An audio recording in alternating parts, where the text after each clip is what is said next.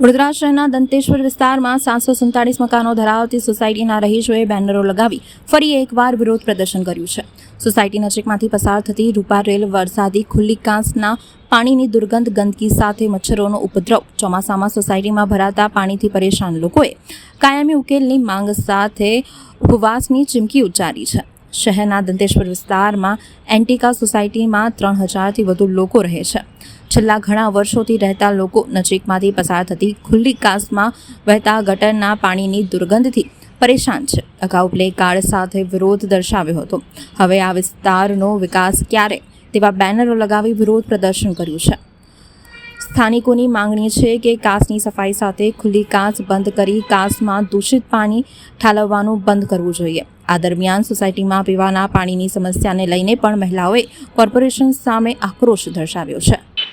આ દર્શનમ એન્ટિકા દંતેશ્વર બંસલ મોલની પાછળનો એરિયા છે. આ સોસાયટી દર્શનમ એન્ટિકા, આમાં 777 ઘર છે અને 3000થી 4000 રહેવાસી અહીંયા અંદર રહે છે. આ સોસાયટી 2014થી ચાલુ થઈ છે. અહીંયા રહેવાનું બધા આવે છે. ત્યારથી આ બધી કન્ડિશન તમે જોશો. આ જે રૂપારેલ કાચ છે, અહીંની દુર્ગંધ, મચ્છરોની વાસ એ વારંવાર રજૂઆત અમે કરી છે.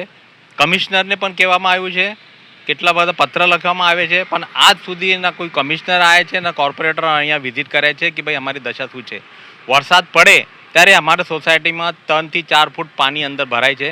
આ આખો ગેટ પાણીમાં અંદર હોય છે અને અંદર પાણી ભરાય છે તો અમારું નુકસાન થાય છે. કારનું, 2 વ્હીલરનું, જે કંઈ મકાનની અંદર બધું પાણી ભરાય છે.